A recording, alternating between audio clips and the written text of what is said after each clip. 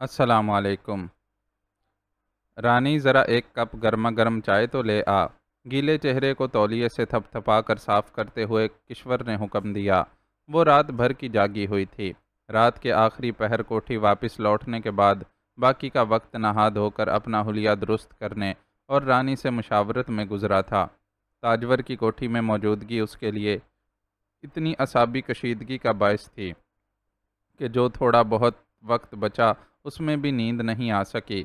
وہ تو اچھا ہوا کہ اشرف شاہ جلدی میں تھا، اس لیے تاجور کو زیادہ دیر وہاں رکنے کا موقع نہیں مل سکا۔ اس کے روانہ ہوتے ہی اس نے بے حد ذہنی سکون محسوس کیا اور لمبی تان کر سو گئی۔ رت جگے اور اعصابی کشیدگی کے بعد آنے والی یہ نیند کافی گہری تھی اور وہ کئی گھنٹوں بعد دوبارہ جاگی تھی۔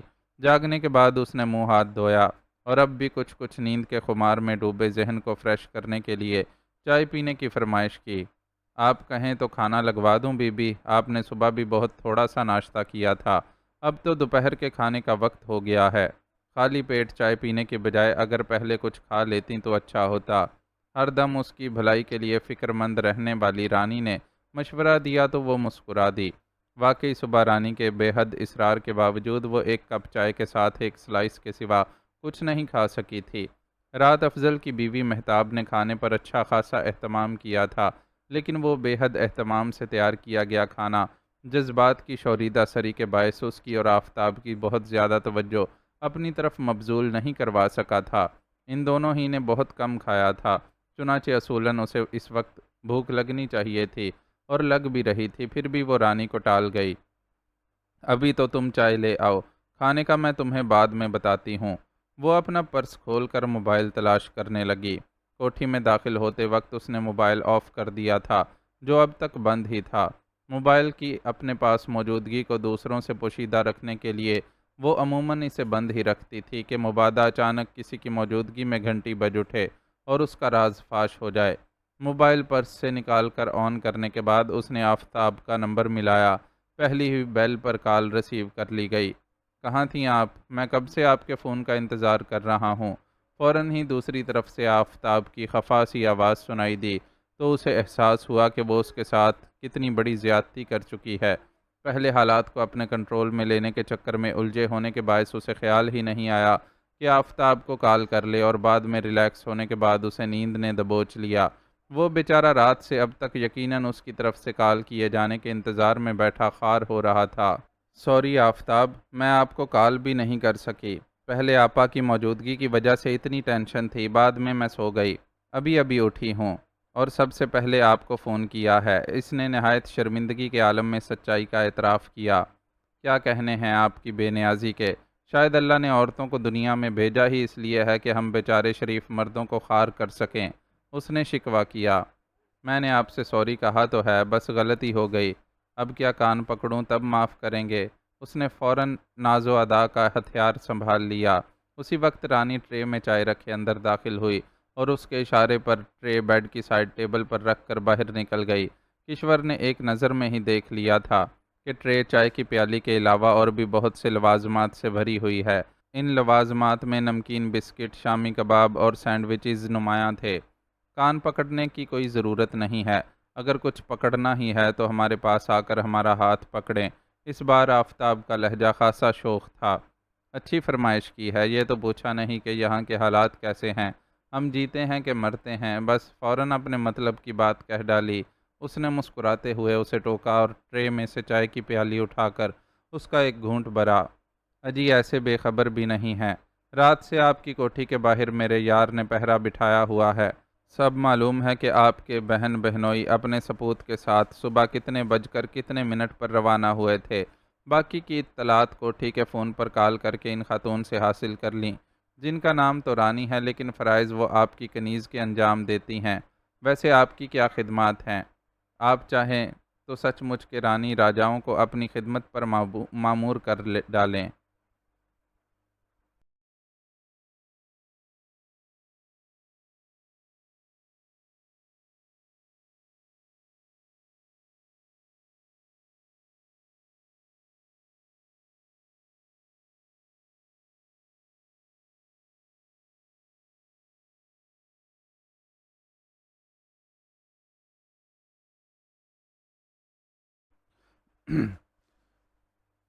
ویسے آپ کی کیا بات ہے، آپ چاہیں تو سچ مچ کے رانی راجاؤں کو اپنی خدمت پر مامور کر ڈالیں۔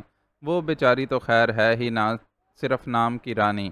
آفتاب آج اپنے مزاج کے برخلاف بہت زیادہ شوخی کا مظاہرہ کر رہا تھا۔ شاید ہر انسان کے اندر، چاہے وہ کتنا ہی سنجیدہ و بردبار ہو، ایک شوخ و شنگ اور شریر سا گوشہ ہوتا ہے، لیکن بعض لوگ بس کسی کسی کو ہی اس تک رسائی حاصل کرنے دیتے ہیں۔ کشور آفتاب کے مسند دل پر براجمان تھی اور اس پر حکومت کرتی تھی۔ اس سے بھلا وہ اپنی ذات کا کوئی گوشہ کیوں کر پوشیدہ رکھتا؟ کشور بے ساختہ ہی اس کی باتوں پر ہنستی چلی گئی، پھر بولی، لکھاری ہے نا، لفظوں سے کھیلنا آپ سے بڑھ کر بھلا کس کو آ سکتا ہے؟ لفظوں کے کھلونوں سے بہت کھیل چکے، اب تو بس آپ کی زلفوں سے کھیلنا چاہتے ہیں۔ اسے واقعی لفظوں کا استعمال خوب آتا تھا۔ کشور کے جملے سے لفظ پکڑتے ہوئے اپنی مطلب کی بات کہہ گیا، میں کوشش کرتی ہوں آفتاب، سچ پوچھیں تو میں بھی آپ کے پاس آنا چاہتی ہوں، بلکہ میں تو چاہتی ہی یہ ہوں کہ ہر دم ہر پل آپ کے پاس رہوں، لیکن حالات آپ کے سامنے ہی ہیں۔ میری بہت زیادہ بے احتیاطی آپ کے لیے بھی پریشانی کا سبب بن سکتی ہے۔ رات میں نے حالات سنبھال لیے تھے، ملازمین کو بھی کسی نہ کسی طرح خاموش رکھنے میں کامیاب رہی ہوں، لیکن مجھے نہیں معلوم کہ ان میں سے کون کب ابا جی کا جاسوس بن جائے۔ ان ملازمین کو جل دے کر ہی مجھے آپ تک پہنچنا ہوگا۔ کشور نے سنجیدگی اختیار کرتے ہوئے اس کو حالات سے آگاہ کیا۔ میں آپ کی مجبوری کو اچھی طرح سمجھتا ہوں اور آپ کو بہت زیادہ مشکل میں بھی نہیں ڈالنا چاہتا۔ اس وقت یہ فرمائش اس لیے کی ہے کہ آج رات مجھے پیر آباد واپس جانا ہے، دوبارہ چھٹی کے دن سے پہلے لاہور نہیں آ سکوں گا۔ آپ جانتی ہیں کہ پیر آباد کا اسکول میرے لیے خاص اہمیت رکھتا ہے اور میں اس سے غیر حاضر رہ کر اسے نظر انداز نہیں کر سکتا، اس لیے چاہتا تھا کہ جانے سے پہلے آپ سے ملاقات کر لوں، ورنہ ہم دونوں کو ہی تشنگی رہے گی۔ جہاں تک میرا خیال ہے دن کے وقت کوٹھی سے نکلنے میں آپ کو بہت زیادہ مشکل پیش نہیں آئے گی۔ جواباً آفتاب نے اس سے بھی زیادہ سنجیدگی سے جواب دیا، ٹھیک ہے، میں تھوڑی دیر بعد فون کر کے آپ کو آگے کا پروگرام بتاتی ہوں۔ آپ مہتاب بھابی سے کہیں کہ کھانا تیار رکھیں، میں نے رات سے اب تک کچھ نہیں کھایا۔ اس نے شعوری طور پر اپنے لہجے میں خوشگواری پیدا کرنے کی کوشش کی۔ کھانا تو میں نے بھی نہیں کھایا، چلیں آپ آ جائیں تو ساتھ مل کر ہی کھائیں گے۔ آفتاب نے بھی ہلکے پھلکے انداز میں کہتے ہوئے فون بند کر دیا۔ فون بند ہونے کے بعد کشور سوچ میں پڑ گئی۔ کوٹھی سے باہر نکل کر کہیں جانے کے لیے ڈرائیور کو ساتھ لے جانا پڑتا تھا۔ وہ سوچ رہی تھی کہ ایسی کون سی جگہ جائے جہاں چند گھنٹے گزارنے کا بہانہ بنا کر ڈرائیور کو واپس بھیجا جا سکے۔ کچھ دیر سوچنے کے بعد ایک جگہ اس کے ذہن میں آ گئی، لیکن اس دوران پیالی میں بچ جانے والی چائے ٹھنڈی ہو چکی تھی۔ پیالی ٹرے میں رکھ کر اس نے رانی کو کمرے میں بلایا۔ آپ نے تو کچھ نہیں کھایا بی بی، چائے بھی آدھی چھوڑ دی، رانی نے اس سے شکوہ کیا۔ کوئی بات نہیں، کچھ دیر بعد میں بڑا مزیدار سا کھانا کھانے والی ہوں، تم ذرا میرا وہ فیروزی والا سوٹ تو نکال دو جو میں 2 دن پہلے خرید کر لائی تھی، اور ہاں، ڈرائیور سے بھی کہہ دینا کہ گاڑی تیار رکھے، ہم تھوڑی دیر میں سینٹرل لائبریری تک چلیں گے۔ کشور نے احکامات جاری کیے، جنہیں سن کر رانی کو اندازہ ہو گیا کہ کشور ایک بار پھر آفتاب سے ملنے جانے والی ہے۔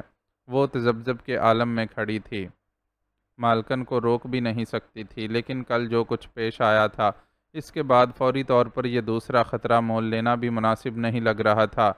بس آج کی بات ہے رانی، پھر ہفتے بھر تک میں کوٹھی سے باہر قدم بھی نہیں نکالوں گی۔ کشور نے اس کا تذبذب بھانپ کر خود ہی اسے تسلی دی تو وہ احکامات پر عمل کرنے کے لیے متحرک ہو گئی۔ 15 منٹ کے وقفے کے بعد وہ دونوں ڈرائیور کے ساتھ لائبریری کی طرف جا رہی تھیں۔ لائبریری 5 بجے تک کھلی رہتی ہے، ہم اس وقت تک اندر ہی رہیں گے، تم چاہو تو واپس چلے جاؤ یا باہر ہی رکے رہو، میری طرف سے 5 بجے تک تم آزاد ہو۔ لائبریری کے سامنے اترنے سے قبل اس نے ڈرائیور سے کہا، اس بار اسے شک میں پڑنے سے بچانے کے لیے اس نے ایسا رویہ اختیار کیا تھا۔ میں یہیں رک کر آپ لوگوں کا انتظار کروں گا بی بی، ڈرائیور نے اپنا فیصلہ سنایا، جس پر کوئی بھی رد عمل ظاہر کیے بغیر وہ رانی کے ساتھ اندر کی طرف بڑھ گئی۔ سیکیورٹی کے نقطہ نظر سے چند مخصوص لوگوں کے علاوہ دیگر افراد کو گاڑی لائبریری کی عمارت کے اندر لے جانے کی اجازت نہیں ملتی تھی۔ وہ دونوں لائبریری کے احاطے میں پہنچی تو افضل کی گاڑی کو وہاں کھڑے دیکھ کر کشور کے ہونٹوں پر مسکراہٹ دوڑ گئی۔ آفتاب اور افضل دونوں پرنٹ میڈیا سے تعلق رکھتے تھے، افضل چونکہ لاہور میں رہ کر اس میدان میں سرگرم عمل تھا، اس لیے اس کے تعلقات بھی زیادہ تھے۔ اس کے تعلقات کا ہی فائدہ اٹھاتے ہوئے آفتاب اس کی گاڑی کو لائبریری کے احاطے کے اندر لانے میں کامیاب ہو گیا تھا۔ تم جا کر 5 بجے تک مزے سے اپنی پسند کی کتابیں پڑھو، ہم اتنی دیر میں زندگی کو پڑھ کر آتے ہیں۔ رانی کو اشارے سے لائبریری کی مرکزی عمارت کا دروازہ دکھاتے ہوئے وہ خود گاڑی میں منتظر بیٹھے آفتاب کی طرف بڑھ گئی۔ وہ اس کے قریب پہنچنے سے قبل ہی کار کا دروازہ کھول چکا تھا۔ کیا قسمت ہے افضل کی گاڑی اور اس کے گھر کی، جہاں آپ قدم رنجا فرماتی ہیں۔ اس کے اگلی سیٹ پر بیٹھتے ہی آفتاب نے سرد سی آہ بھرتے ہوئے کہا، گاڑی اور گھر تو آپ کے دم سے اہم ہیں، آپ کی خاطر ہی تو ہم آئے ہیں، اس نے دلربا لہجے میں جواب دیا تو آفتاب مسکرا دیا اور گاڑی سٹارٹ کر کے لائبریری سے باہر نکالی۔ لائبریری کے مین گیٹ سے باہر عام پبلک کے لیے مختص پارکنگ ایریا میں گاڑی سے ٹیک لگائے کھڑا کشور کا ڈرائیور گمان بھی نہیں کر سکتا تھا کہ ابھی جو گاڑی تیزی سے گیٹ سے باہر نکل کر ٹریفک کے بہاؤ میں شامل ہوئی ہے، اس میں اس کی مالکن بھی سوار ہے۔ احتیاط کے پیش نظر کشور نے اپنے چہرے کو چادر کے پلو کی مدد سے مزید چھپا لیا تھا۔ آپ کے دوست اور ان کی بیگم پتہ نہیں میرے بارے میں کیا گمان کرتے ہوں گے۔ اس طرح چوری چھپے نکاح کرنے اور ملنے ملانے والی لڑکیوں کو عموماً لوگ پسند نہیں کرتے۔ ہمارے ہاں ایسی ہر لڑکی کو کرپٹ سمجھا جاتا ہے۔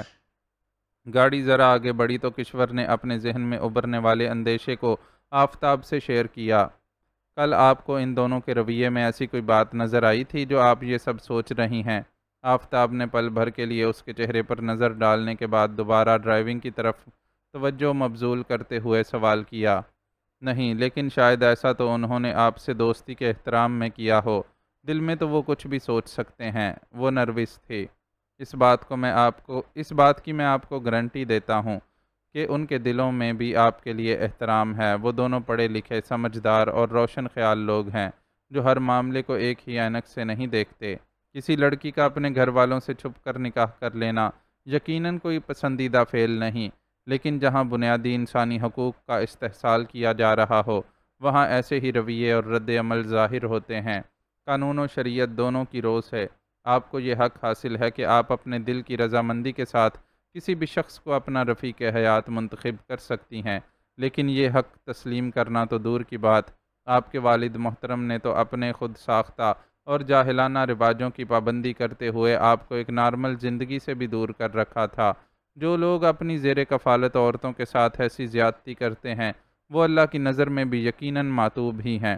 تو آپ یہ کیسے سوچ سکتی ہیں کہ ایک غلط شخص کے ظلم کے خلاف احتجاج کرنے پر میرا دوست یا اس کی بیوی آپ کو برا سمجھ سکتے ہیں؟ بس یوں ہی ذہن میں خیال آ گیا تھا۔ اصل میں ہمارے ہاں عورت کی ضروریات و خواہشات کو سمجھنے کا رواج ہی نہیں ہے، اس لیے میں ڈر جاتی ہوں۔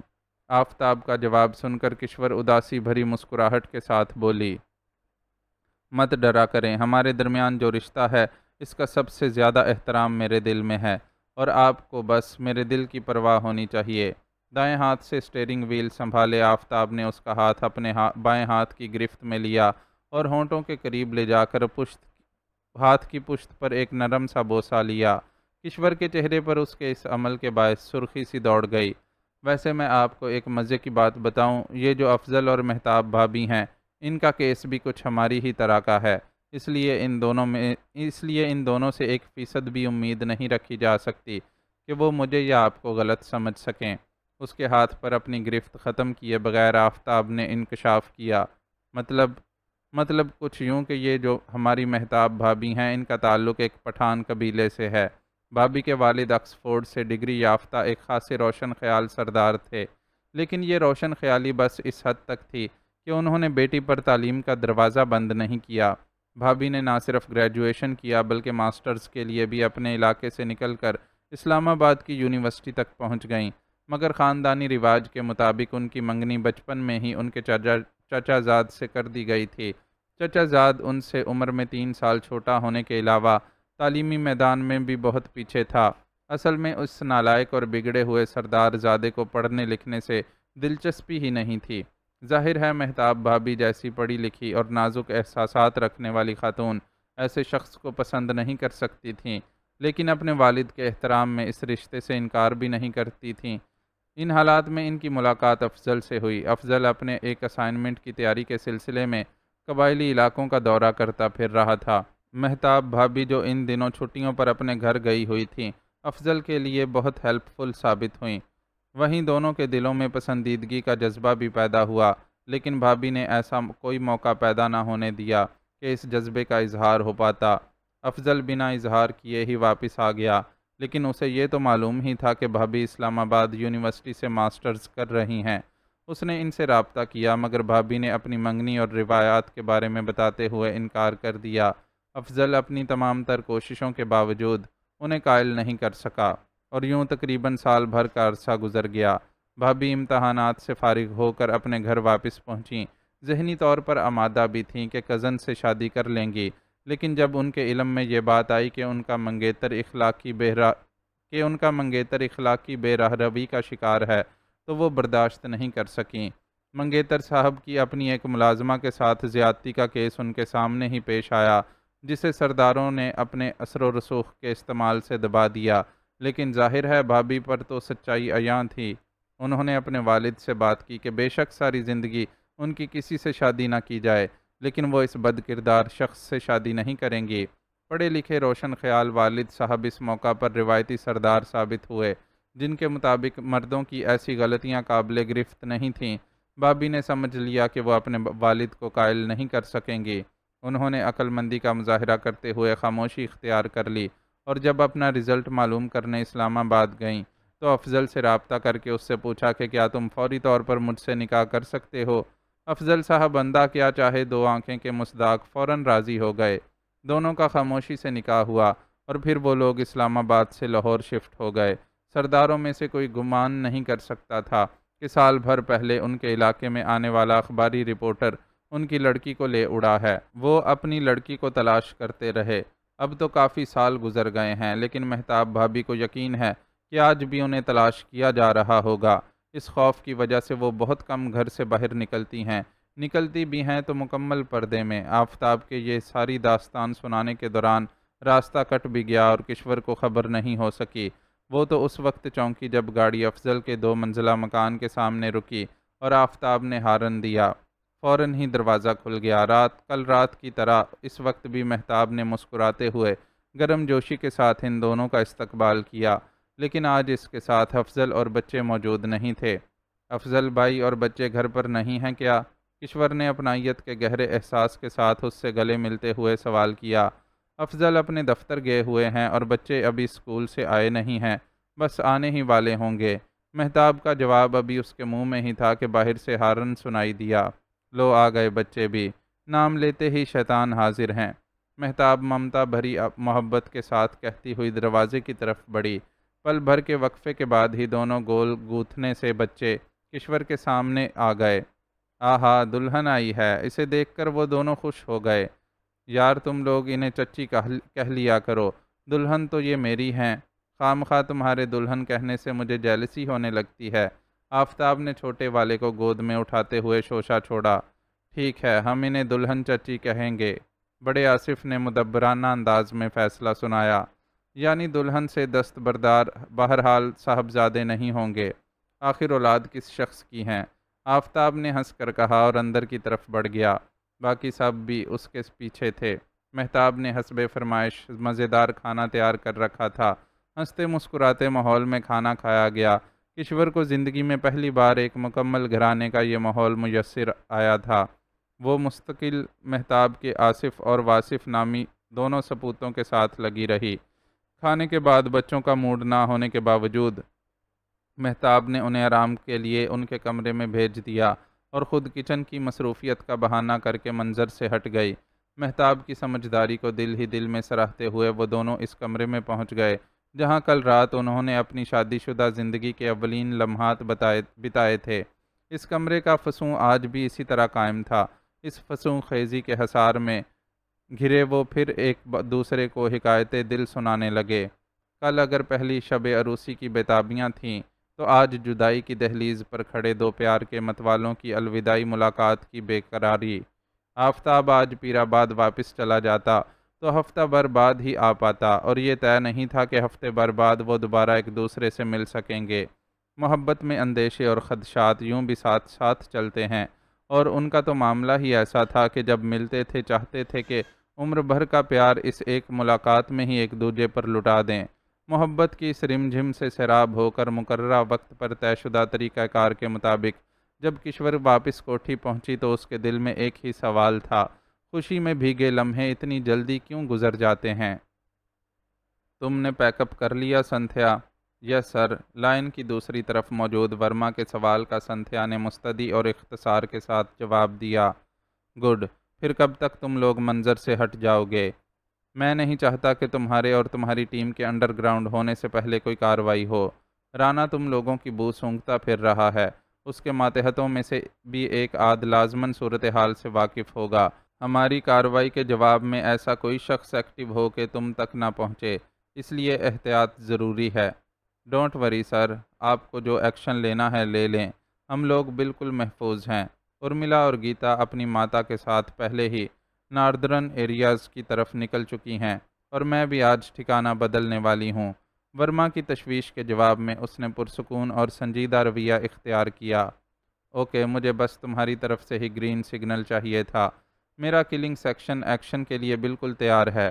رانا کی تمام ایکٹیویٹیز ہماری نظروں میں ہیں، میں صرف تم لوگوں کی طرف سے خاموش تھا۔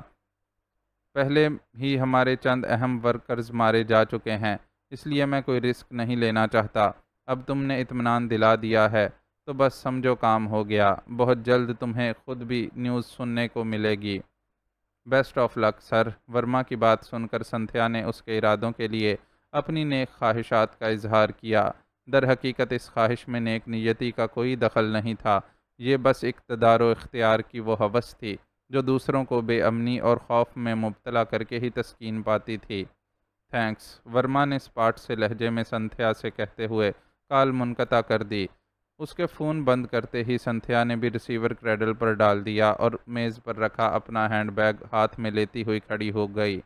میز پر اب ٹیلی فون سیٹ کے علاوہ کوئی شے موجود نہیں تھی، بلکہ پورے دفتر میں فرنیچر کے سوا کچھ بھی نہیں تھا۔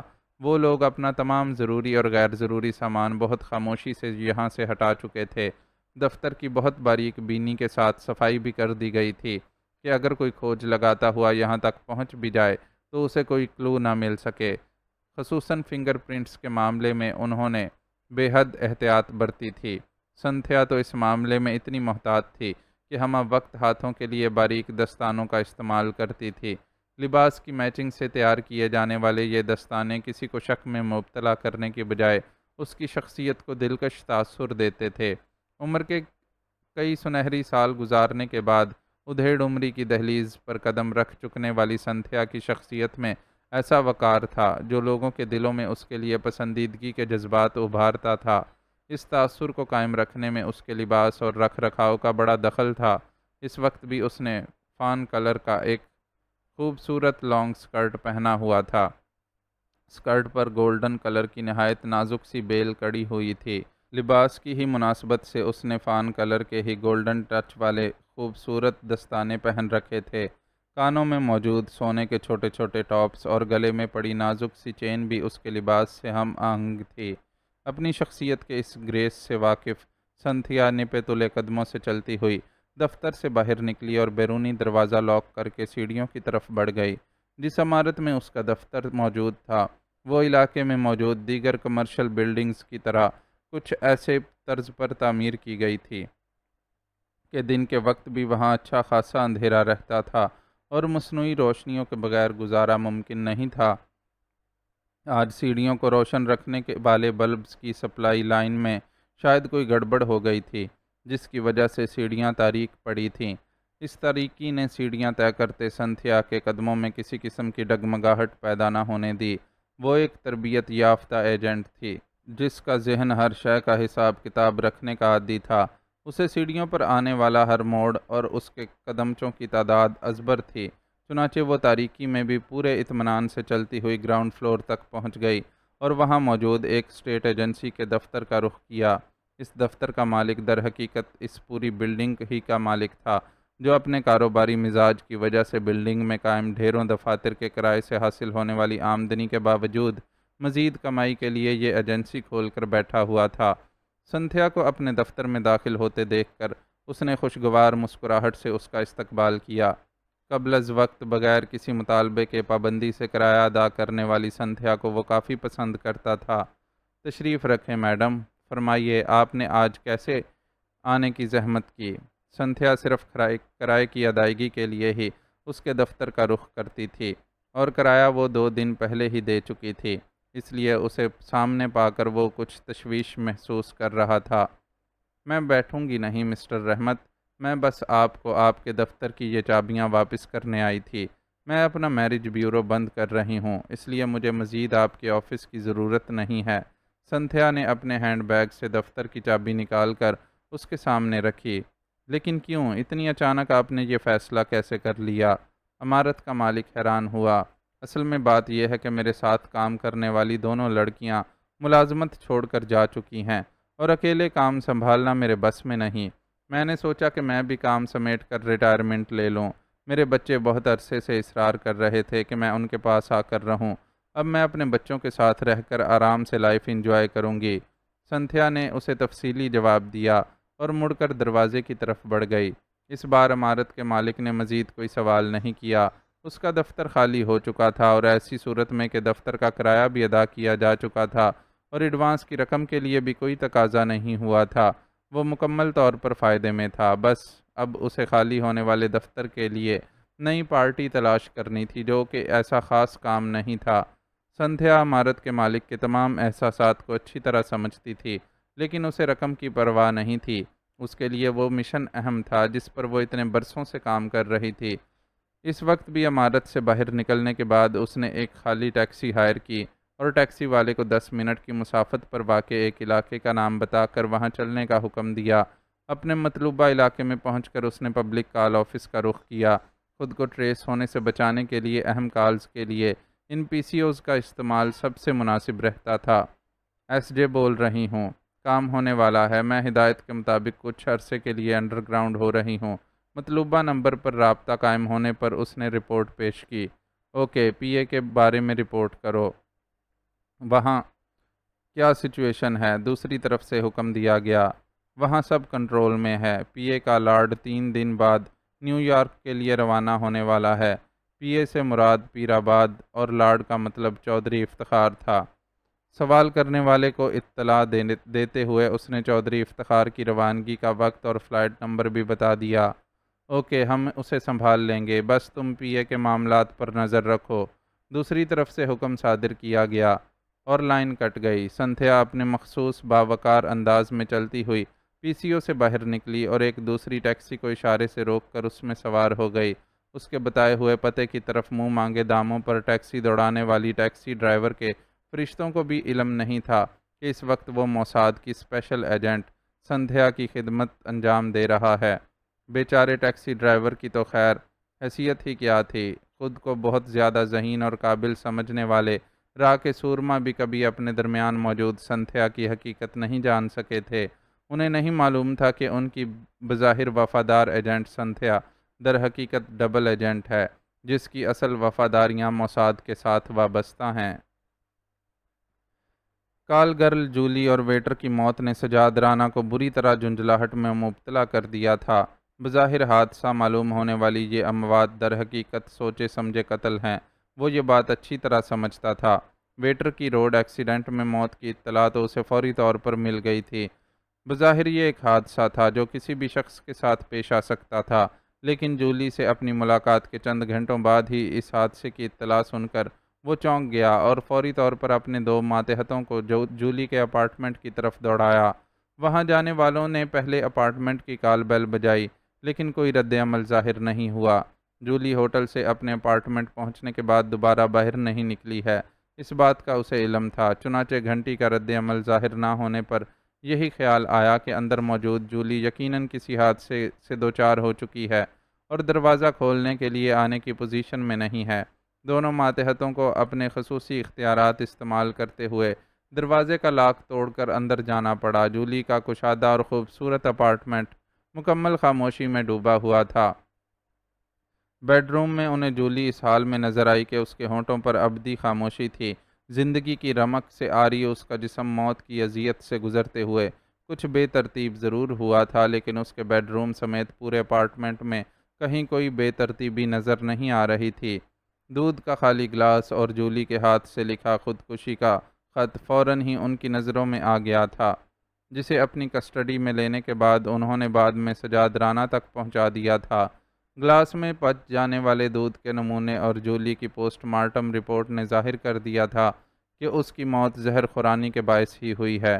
جولی کے پورے جسم پر ایسا کوئی نشان یا زخم وغیرہ نہیں ملا تھا جس سے یہ اندازہ لگایا جا سکتا کہ اسے زبردستی زہر ملا دودھ پینے پر مجبور کیا گیا ہے۔ دودھ کے گلاس پر ملنے والے فنگر پرنٹس بھی صرف جولی کے تھے۔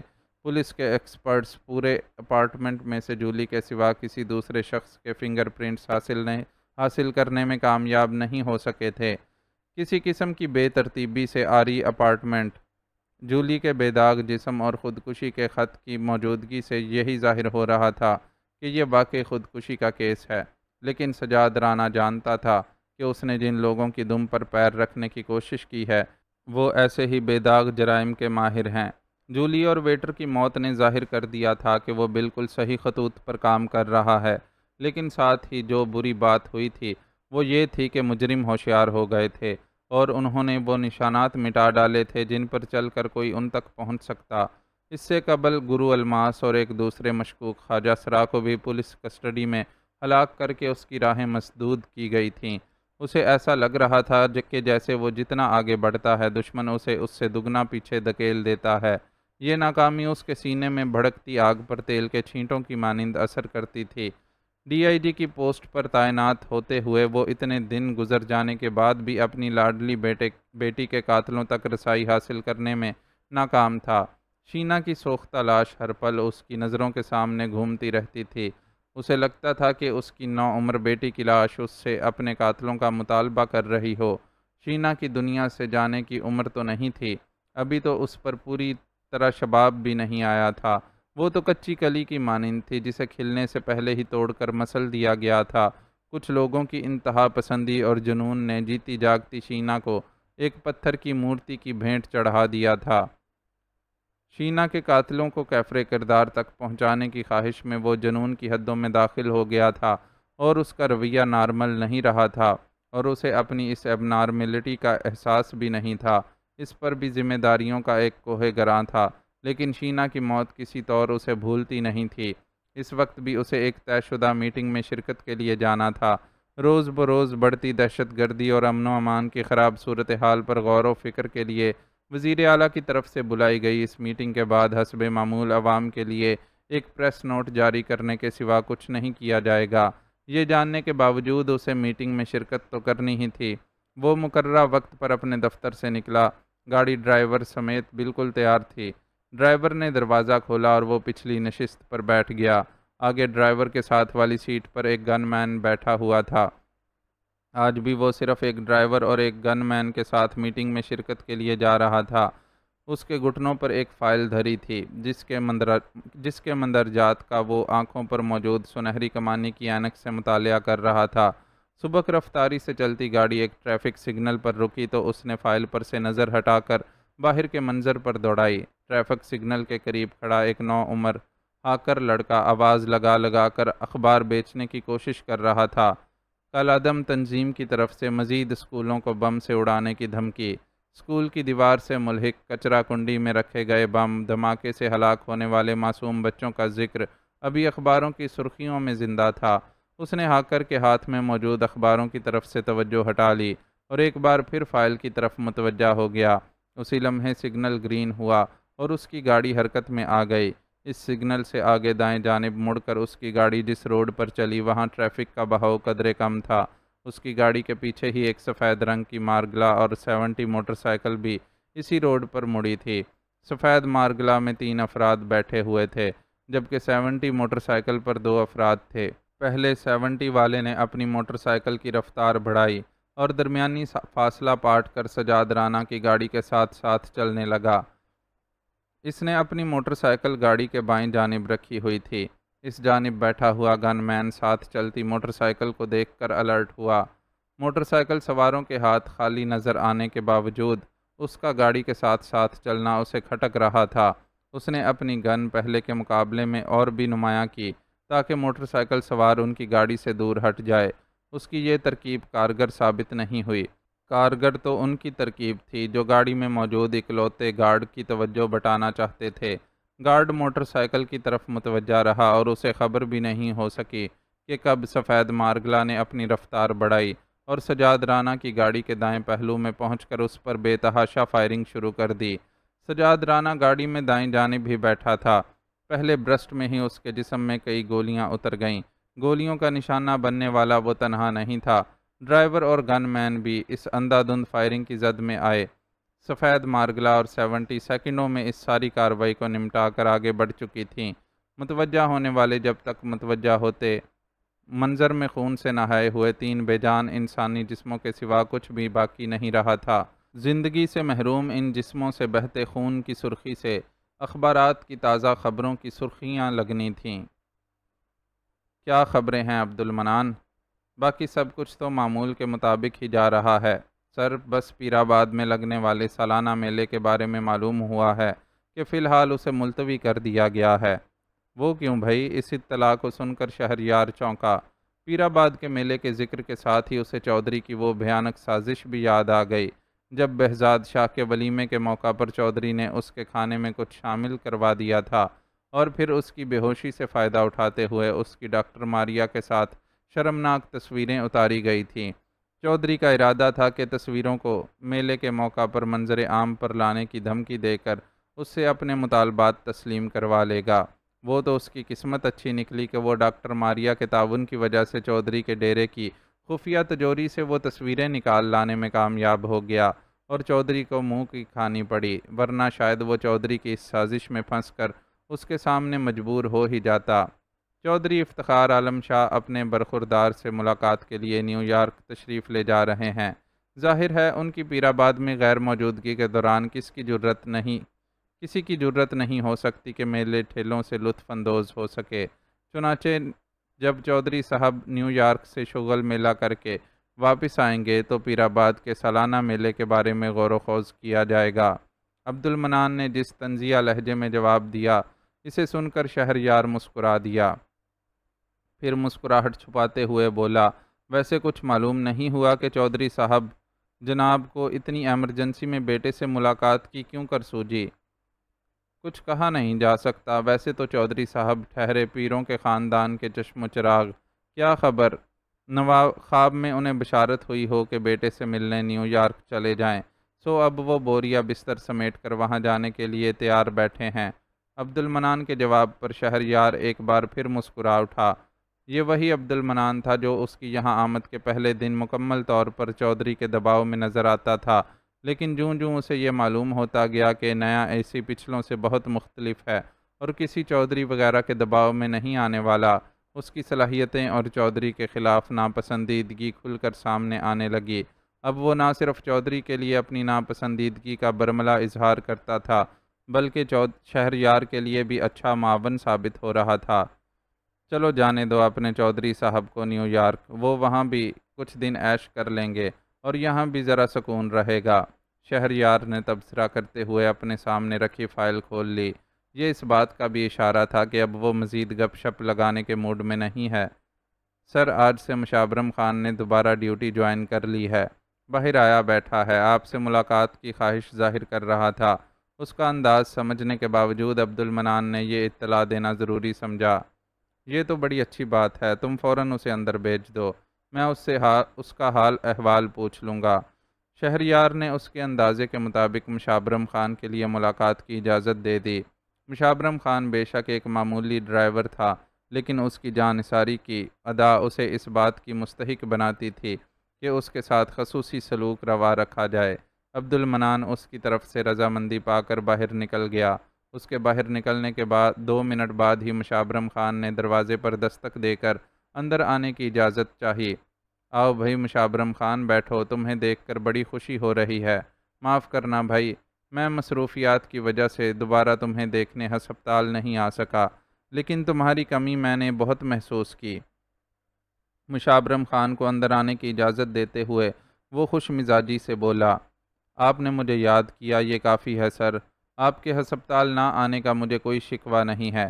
میں اچھی طرح جانتا ہوں میں اچھی طرح جانتا ہے کہ آپ بہت مصروف آدمی ہیں۔ آپ فون پر میری خیریت پوچھ لیتے تھے تو وہی میں خوش ہو جاتا تھا۔ ویسے بھی میں بالکل ٹھیک ٹھاک تھا۔ وہ تو آپ نے اجازت نہیں دی، ورنہ میں بہت پہلے ہی ڈیوٹی پر حاضر ہو جاتا۔ مشابرم خان نے عاجزی سے اس کی بات کا جواب دیا۔ اور سناؤ، وہاں کاندھے میں کیا حال ہے؟ تمہاری بات تو ہوتی ہوگی نا اپنے بھائی اکرم خان سے؟ یہ سوال کرتے ہوئے شہریار نے بطور خاص کسی کا نام نہیں لیا تھا، لیکن اس کی نظروں میں ماہبانوں کا سراپا ضرور گھوم گیا تھا۔ عام سے گھرانے سے تعلق رکھنے والی وہ چھوٹی سی لڑکی جانے کیوں اسے بھولتی نہیں تھی۔ ادھر بات ہوئے 1 ہفتے سے زیادہ وقت گزر گیا ہے۔ آپ نے مجھے موبائل خرید کر دیا ہے، لیکن اکرم خان کو تو بس اسی وقت فون کر سکتا ہے جب اسکردو میں ہوتا ہے۔ 1 ہفتے پہلے جب اس نے مجھے فون کیا تھا تو بتایا تھا کہ ماموں کے بیٹے کی شادی میں شرکت کے لیے وہ لوگ ہوشے جا رہا ہے۔ وہ لڑکی ماہبانوں بھی ساتھ ہی جانے والی تھی۔ اکرم خان بہت تعریف کر رہا تھا ماہبانوں کی، کہتا تھا ماہبانوں بالکل بیٹی کا موافق اماں کا خیال رکھتا ہے، گھر کا سارا کام کاج سنبھال لیا ہے اس نے۔ مشابرم خان نے اسے رپورٹ دی۔ یہ تو اچھی بات ہے، اسے نہ جانے کب تک وہاں رہنا پڑے۔ یہ اچھا ہی ہے کہ وہ وہاں اپنا دل لگانے کی کوشش کر رہی ہے۔ تمہاری اب اکرم خان سے بات ہو تو میری طرف سے پوچھ لینا کہ اگر ماہبانوں کو کسی چیز کی ضرورت ہو تو بتا دے، یہاں سے بھجوا دی جائے گی۔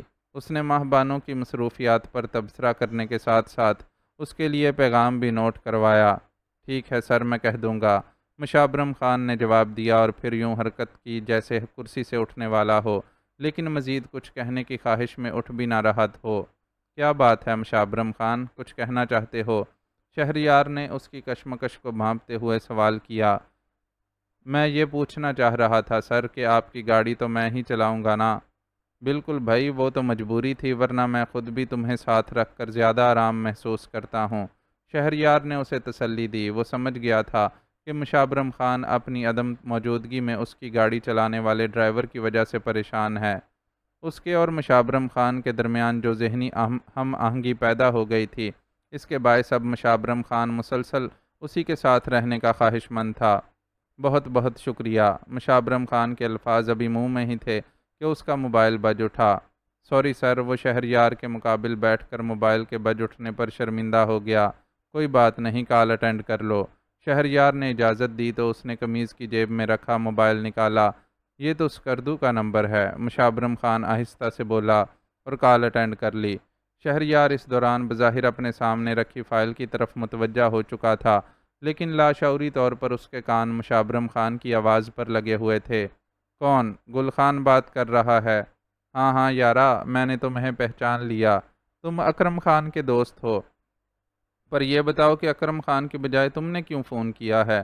وہ کال کرنے والے کو شناخت کر لینے کے مرحلے سے گزرنے کے بعد اب قدرے تشویش سے پوچھ رہا تھا۔ دوسری طرف سے یقیناً اس کے سوال کا جواب دیا جانے لگا۔ شہریار کو دوسری طرف کی آواز سنائی نہیں دے رہی تھی، لیکن مشابرم خان کی پرتشویش کب اور کیسے ضرور سنائی دی تھی، جسے سننے کے بعد اس نے مشابرم خان کے چہرے پر نظر ڈالی۔ وہاں بے تحاشا ضبط کے باوجود زلزلے کے سے آثار تھے۔ وہ بالکل خاموشی سے دوسری طرف موجود شخص کی بات سن رہا تھا، لیکن اس کے بشرے سے ظاہر تھا کہ کوئی بہت بری خبر سنائی گئی ہے۔ اس کی اس کیفیت پر شہریار خود بھی تشویش میں مبتلا ہو گیا۔ فون کرنے والا اسکردو سے بول رہا تھا اور اکرم خان کا دوست تھا۔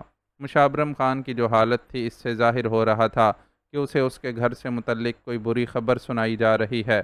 اس کے گھر میں آج کل ماہبانوں بھی مقیم تھی، چنانچہ شہریار کا ذہن لامحالہ اس کی طرف بھی چلا گیا تھا کہ کہیں وہ کسی پریشانی میں نہ ہو۔ ماہبانوں کی پریشانی اور تکلیف کا خیال آتے ہی اس کا دل خودکار انداز میں تشویش میں مبتلا ہو جاتا تھا۔ خیریت تو ہے خان، کیا کوئی پریشانی کی خبر ہے؟ مشابرم خان کال سے فارغ ہوا تو اس نے دریافت کیا۔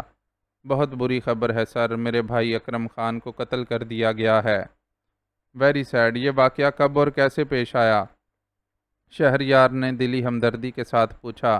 یہ کل کی بات ہے سر، میں نے آپ کو بتایا تھا نا کہ میرے گھر والے اور ماہبانوں شادی میں شرکت کے لیے ہوشے گئے تھے۔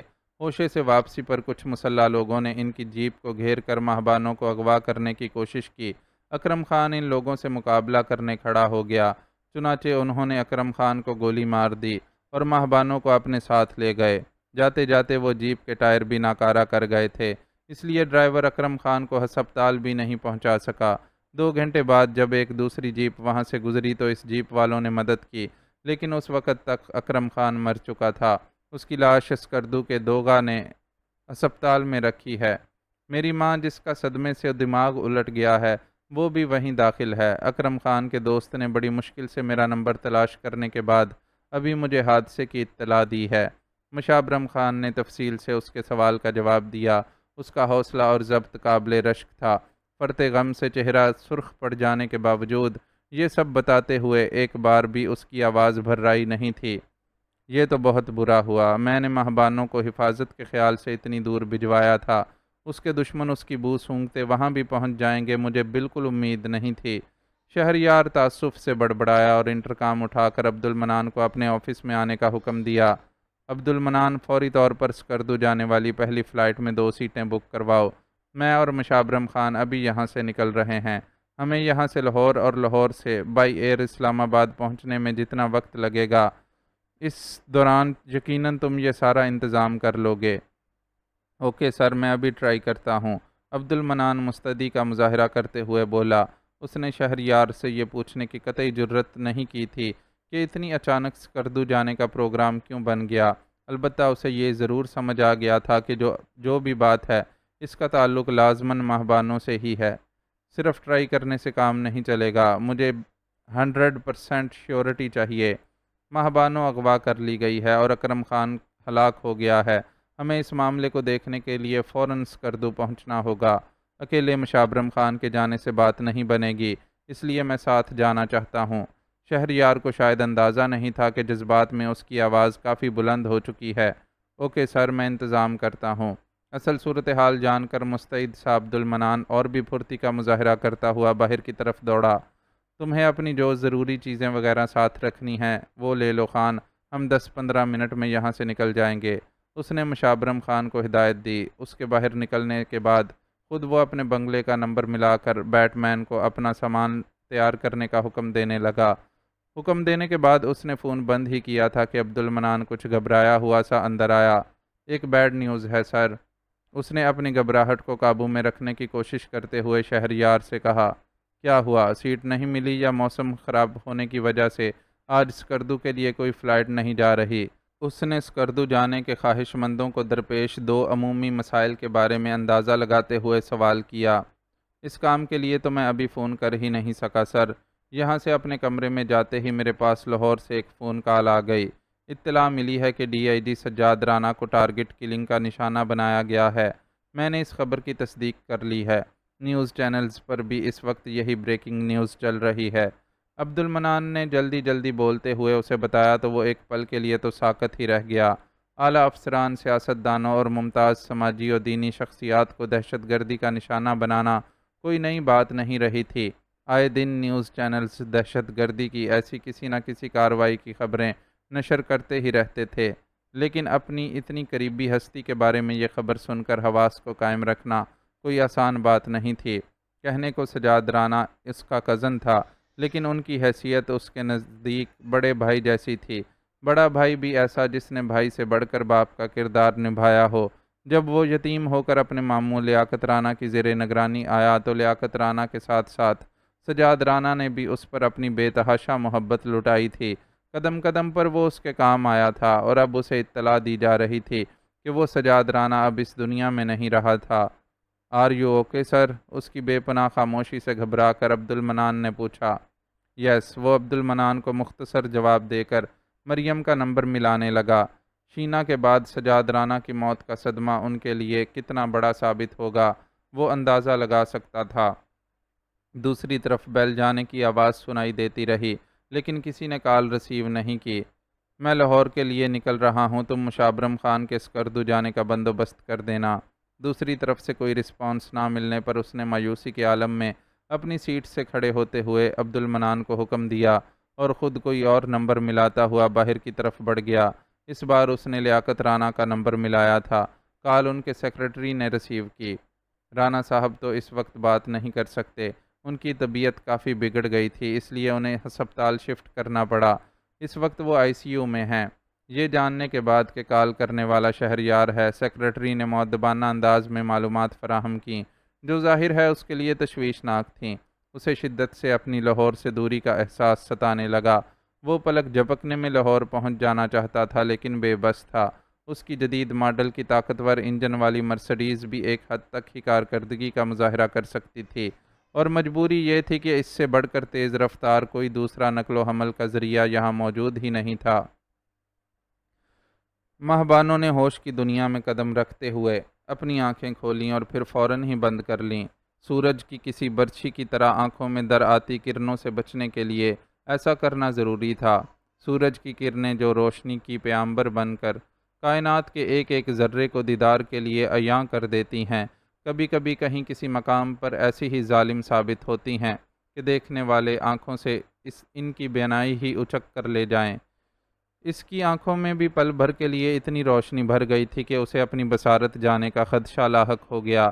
قدرت کے ودیعت کردہ خودکار نظام کے تحت اس نے فوری طور پر اپنی آنکھیں بند کیں اور دیگر حواس کی صلاحیتوں کو بروئے کار لاتے ہوئے اپنے ارد گرد کے ماحول کے بارے میں اندازہ کرنے لگی۔ سب سے پہلا احساس جو اس کے اندر جاگا وہ یہ تھا کہ وہ کسی مسلسل ہلتی ہوئی شے پر دراز محو سفر ہے، لیکن یہ ہلتی ہوئی شے کوئی انسانی ایجاد نہیں تھی، وہ کوئی جانور تھا جس کی پشت پر اسے باندھ کر آگے کی طرف لے جایا جا رہا تھا۔ جانور کی چال کے مخصوص ہچکولوں کے علاوہ جو دوسری چیز اس نے فوری طور پر محسوس کی وہ شدید قسم کی سردی تھی۔ اس سردی سے اسے بچانے کے لیے اس پر کوئی ترپال نما شے ڈالی گئی تھی۔ وہ کہاں تھی اور کن لوگوں کے ساتھ تھی اسے فوری طور پر اندازہ نہیں ہو سکا، البتہ اپنے اغوا کیے جانے کا سارا منظر کسی فلم کی طرح آنکھوں میں گھوم گیا۔ اس منظر کے یاد آتے ہی اسے اکرم خان کا بے جان وجود اور اس کی بوڑھی ماں کی ویران آنکھیں بھی یاد آ گئیں۔ اس کے لبوں سے ایک سسکاری سی نکلی۔ عجیب نصیب تھا اس کا، محبت کرنے والے لوگ ملتے تھے اور اچانک ہی چھوٹ جاتے تھے، وہ بھی اس عالم میں کہ وہ ان کی جان جانے کا بوجھ اپنی جان پر محسوس کرتی تھی۔ سب سے پہلے اسے پال پوس کر بڑا کرنے والی بیبے اور ابا نے اس کی خاطر اپنی جان کا نذرانہ پیش کیا تھا۔ چودھری نے اس کے غائب ہو جانے پر سب سے پہلے انہیں ہی ظلم کا نشانہ بنایا تھا کہ کسی طرح ان سے ماہبانوں کا پتہ حاصل کر سکے۔ دارالامان جہاں وہ پیر آباد سے نکلنے کے بعد پناہ گزین تھی، اس کی منتظمہ اور چوکیدار بھی اسی کی وجہ سے مارے گئے تھے۔ موتی والا کے گھر میں پناہ لی تو چودھری کے گرگے کتوں کی طرح اس کی بو سونگھتے ہوئے وہاں بھی پہنچ گئے اور موتی والا اور اس کی بیوی کو قتل کر ڈالا۔ موتی والا کے ڈرائیور سرمد نے اسے اپنے دوست عامر کے گھر پہنچایا تو وہاں عامر کی ماں اور اس کی پڑوسی لڑکی جمیلہ حادثے کا شکار ہو گئیں۔ جمیلہ کی لاش اس کے دھوکے میں دفنانے کے بعد کافی دنوں تک یہی سمجھا جاتا رہا کہ وہ ختم ہو گئی ہے، لیکن وہ تو جمیلہ کے دھوکے میں خواجہ سراؤں کے چنگل میں پھنس گئی تھی۔ وہاں بھی اس کی طرف لپکنے والی موت رخ موڑ کر سجاد رانا کی بیٹی شینا کی طرف چلی گئی۔ یہ قدرت کا اس پر احسان تھا کہ ہر قدم پر بے شمار مصائب کے باوجود اس کی حفاظت کی جا رہی تھی، لیکن وہ اپنی جگہ نادم تھی کہ ایک اس کی زندگی پر اتنی جانیں نچھاور ہو گئی ہیں اور مصائب کا سلسلہ ہے کہ دراز ہوتا چلا جاتا ہے، اور اب وہ جو پہلے ہی اپنے علاقے اور اپنے لوگوں سے دور تھی، ایک جانور کی پشت پر سوار نہ جانے کہاں لے جائی جا رہی تھی، اور کون تھا جس کے اشارے پر یہ مذموم حرکت کی گئی تھی۔ اس کے ذہن میں تو اپنے دشمن کی حیثیت سے بس ایک چودھری افتخار عالم کا نام ہی خطرے کی سرخ بتی کی طرح روشن رہتا تھا، اور اب بھی وہ یہی سوچ رہی تھی کہ اتنی باغ دوڑ اور تگ و دو کے باوجود بھی بالآخر چودھری اس تک پہنچنے میں کامیاب ہو چکا ہے۔ چودھری کی گرفت میں آ جانے کے خیال سے اس کا بندھا ہوا جسم کسمسایا، اور اس بار اس نے چہرے کا رخ بدل کر ایسے زاویے پر لاتے ہوئے کہ سورج کی روشنی براہ راست آنکھوں میں نہ گھسے، دھیرے سے اپنی آنکھوں کو کھولا۔ سب سے پہلے اس کی نگاہ نے اس جانور کو اپنی زد میں لیا جس کی پشت پر وہ سفر کر رہی تھی۔ وہ گھٹے ہوئے بدن کا سیاہ گھنے کھردرے بالوں والا جانور تھا، جس کے آگے اسی جیسا ایک دوسرا جانور حرکت کر رہا تھا۔ آگے والے جانور کی خوب گھنی اور مورچھل نما دم دیکھ کر وہ اندازہ کر سکتی تھی کہ اس کی سواری کا کام انجام دینے والا جانور بھی ایسی ہی ایک دم کا مالک ہوگا۔ بس فرق تھا تو یہ کہ وہ جس جانور کی پشت پر سوار تھی اس کے بال مکمل طور پر سیاہ تھے، جبکہ آگے والا جانور چتکبرا تھا۔ یاک، اس کے ذہن میں جانور کا نام سرسرایا۔ اچھے اچھوں کو صرف اپنی دید اور سموں کی دھمک سے دہشت زدہ کر دینے والا یہ جانور اس وقت اس کی سواری تھی۔ آگے والے یاک پر سوار گرم کپڑوں میں ملبوس انسان یقیناً اس وحشی جانور کو سدھانے اور اس قابل بنانے کے ذمہ دار تھے۔ وحشی کو قابو میں کر لینے والے خود کیسے لوگ ہوں گے، اس بات کا اندازہ لگایا جا سکتا تھا۔ ان یاکوں کو دیکھ کر قدرتی طور پر اسے خیال آیا کہ اس وقت وہ کسی بہت ہی بلند مقام پر موجود ہے۔ بلندی پر ہونے کی وجہ سے آکسیجن کی مقدار قدرے کم تھی۔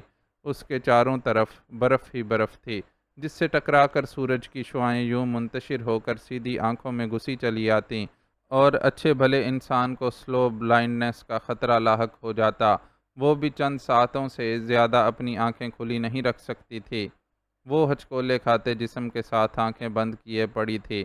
وہ اس بات پر حیران ہو رہی تھی کہ اگر اغوا کاروں کا تعلق چودھری افتخار سے ہے تو وہ اسے پہاڑوں سے میدانوں کی طرف لے جانے کی بجائے مزید بلندی کی طرف کیوں لے جا رہے ہیں؟ کیا چودھری کا ان برف زاروں میں بھی کوئی ٹھکانہ تھا؟ شاید ایسا ہی ہو۔ ایسا بندہ جو تہذیب کے آخری گاؤں ہوشے تک رسائی رکھتا ہو، جس کے بندے اتنی دور پہنچ کر اسے اغوا کرنے کی طاقت رکھتے ہوں، اس سے تو کچھ بھی بعید نہیں تھا۔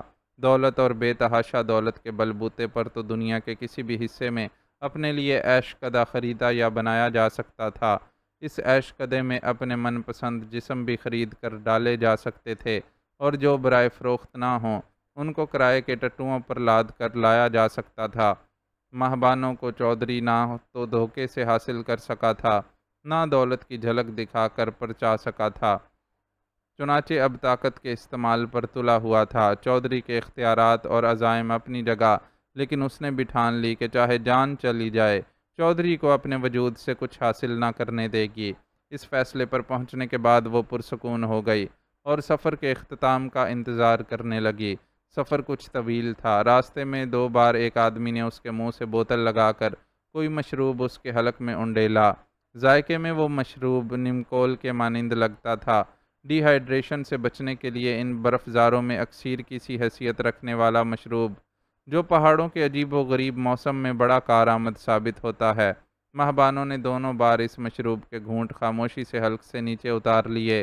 جب تک جسم سے روح کا ناطہ قائم تھا، اسے جسم کی توانائیاں برقرار رکھنی تھیں تاکہ قوت عمل جواب نہ دے جائے۔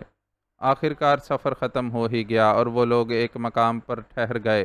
یہاں رکنے کے بعد اس کے جسم کو بندشوں سے آزاد کر کے اسے نیچے اتارا گیا۔ زمین پر قدم جما کر کھڑے ہونے کے بعد اس نے اپنے ارد گرد کا جائزہ لیا۔ وہ کافی کھلی جگہ تھی، جس کے ارد گرد چھوٹی بڑی برف پوش پہاڑیاں اس طرح کھڑی تھیں کہ اس جگہ سے ہٹ کر بہت دور تک کا منظر نہیں دیکھا جا سکتا تھا۔ نظر کی حد ان پہاڑوں سے ٹکرا کر واپس پلٹ آتی تھی۔ وہ لوگوں کی نظروں سے چھپ کر رہنے کے خواہش مندوں کے لیے ایک آئیڈیل ٹھکانہ تھا، مگر ایسا ٹھکانہ تو بس وہی لوگ حاصل کر سکتے تھے جو بے پناہ وسائل کے مالک مختار ہوں۔ مہبانوں کو الجھن سی محسوس ہونے لگی۔